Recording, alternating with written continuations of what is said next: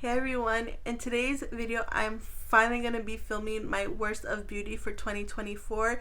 Yes, I know we're already in the middle of January 2025, but I've had a lot going on. We're currently in a really bad windstorm, and then there's a lot of fires, and it's just been so much, and it's just a lot of going on right now. But I wanted to film this video because I love watching the worst of beauty and then the best of beauty, and I still have that video coming, my best of beauty, and then ranking all the palettes that I tried in 2024, so stay tuned for that. But I still wanted to film these videos for you guys and upload them. I hope you guys enjoy. But before we get started, if you're new here, hi, my name is April. I would hope you would consider subscribing to my channel, and if you like this video, don't forget to give it a thumbs up.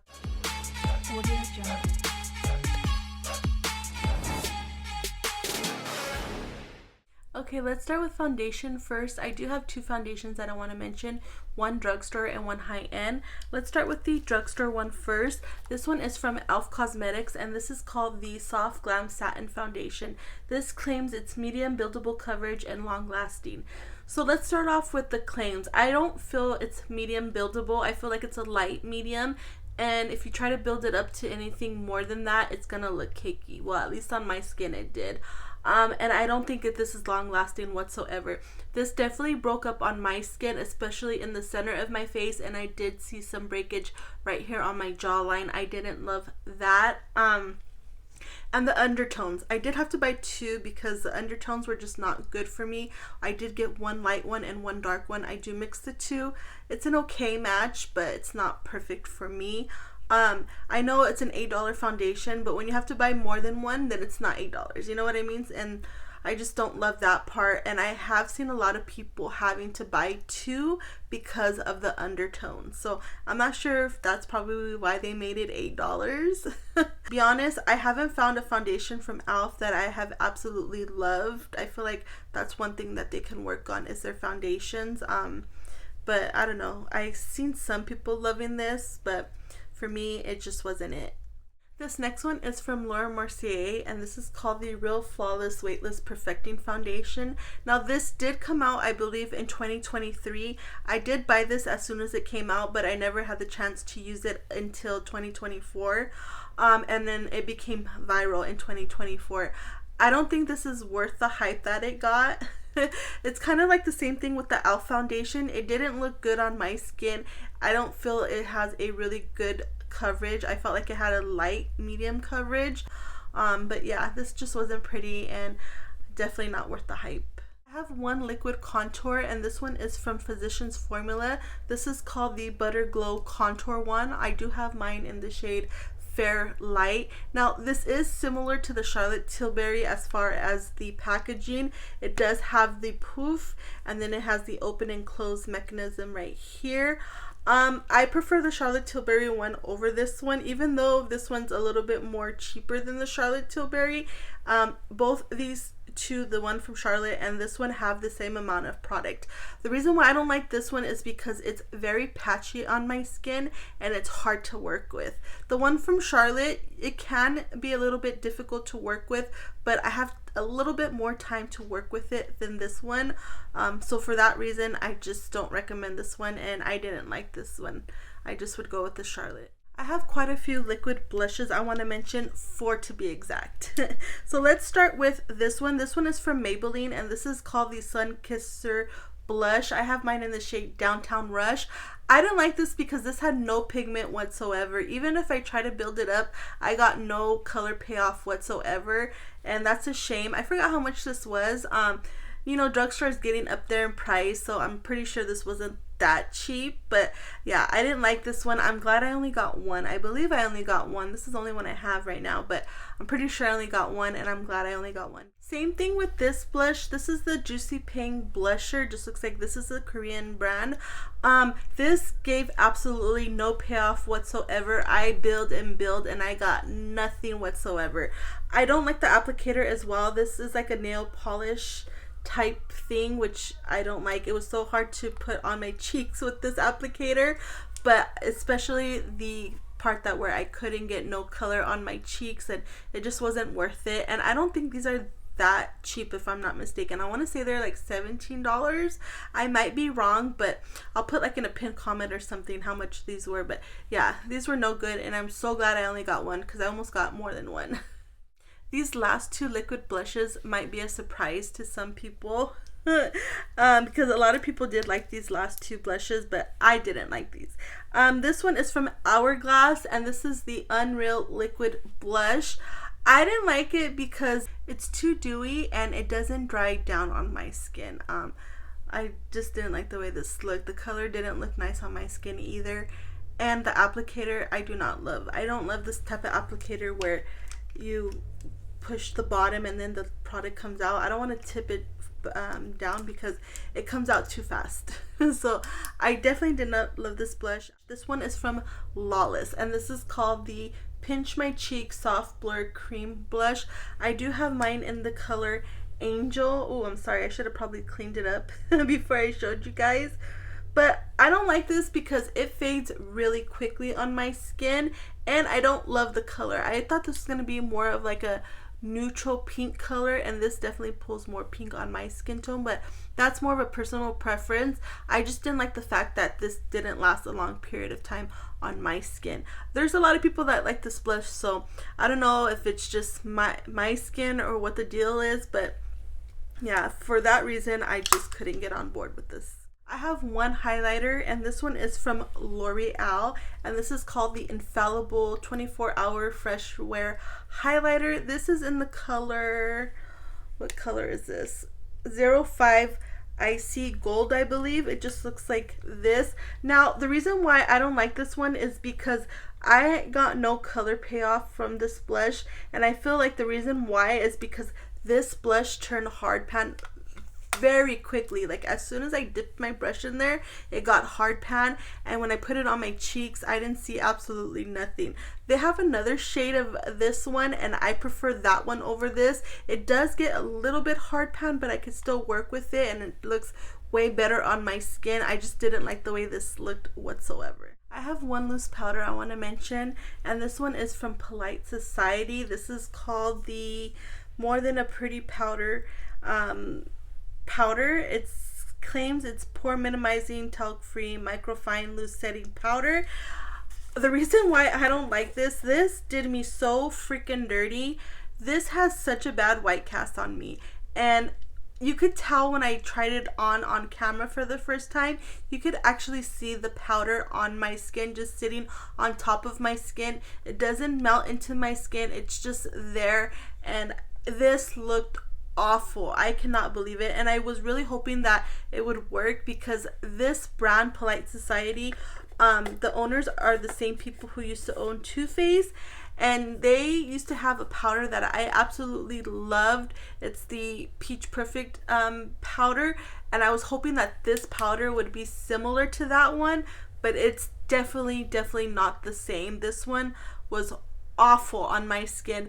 I got it to work a little bit if I use like a damp sponge, but even then I just don't want to have to work so hard to get this product to work. And even if I did use the damp sponge, you could still see the white cast on my skin. So this one was a definite pass. I definitely do not recommend getting this powder. I have another Polite Society product I want to mention, and this is their mascara. This is called the Greatest Lashes of All Time mascara.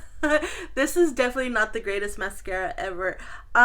This flaked so bad on my eyes, and it gave me the worst looking raccoon eyes ever. I remember I wore this to an event, and I was so embarrassed because after I looked at myself in the mirror, and oh my god, it looked awful. This is a very dry formula, so I feel like that's probably the reason why it was flaking and all that. But yeah, I did not like this mascara whatsoever.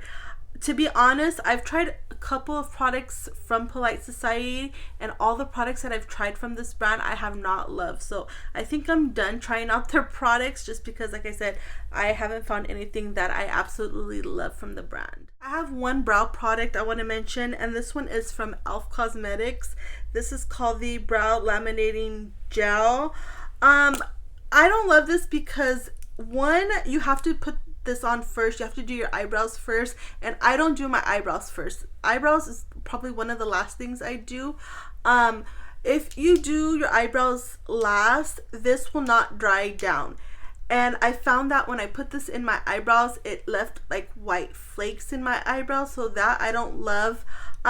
It did last a long time on my eyebrows. Like, my eyebrows stayed fluffed up for a long period of time, but for those two reasons, I just could not get on board with this brow gel, whatever you want to call it.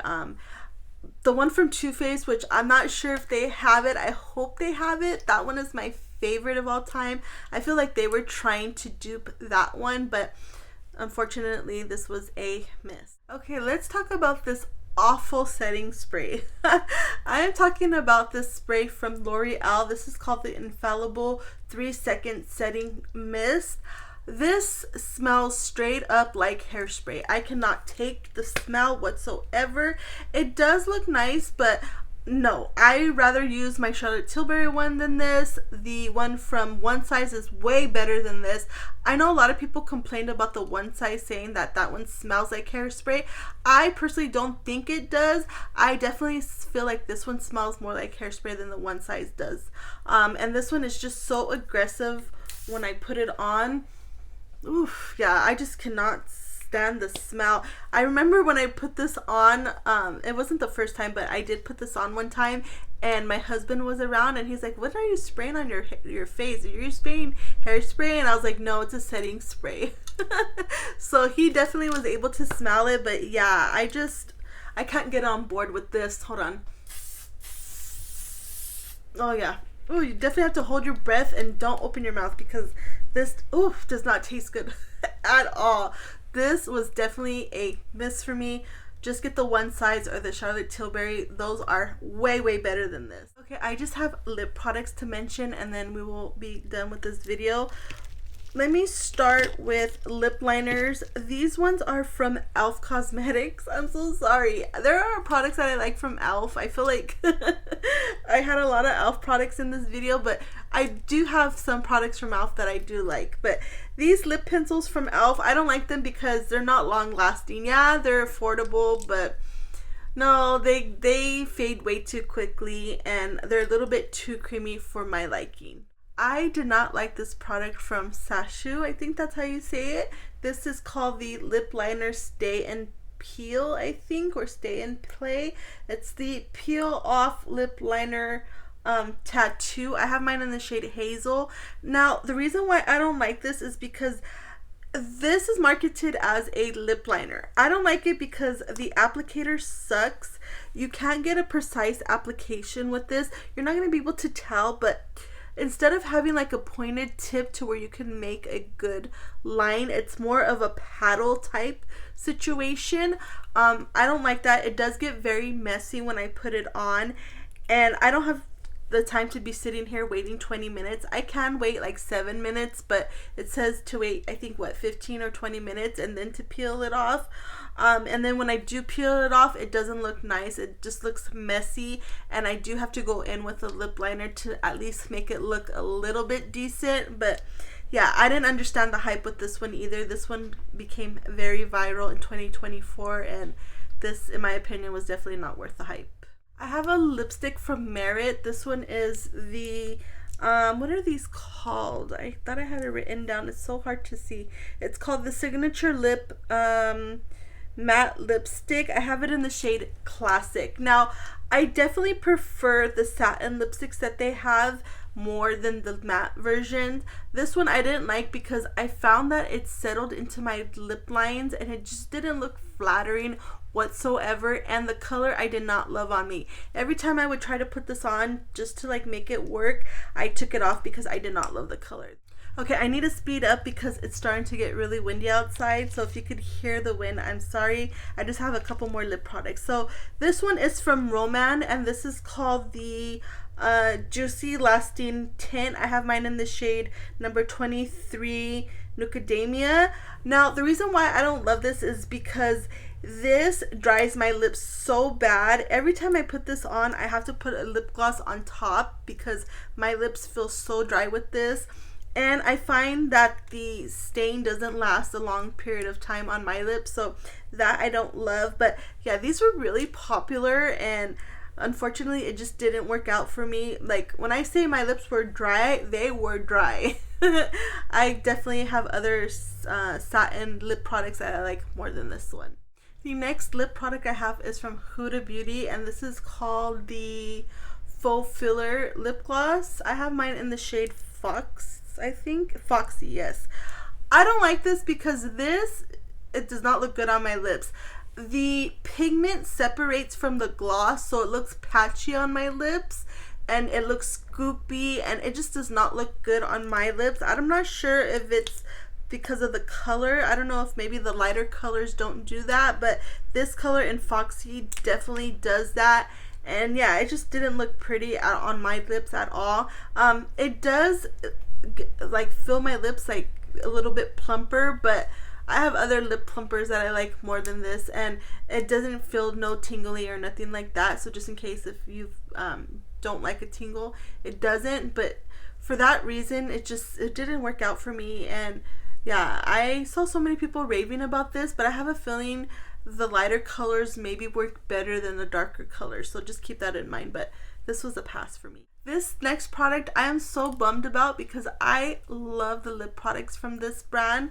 This one is from Tarte Cosmetics, and this is called the Maracuja Juicy Plumping Lip Oil. I have mine in the shade, what shade is this?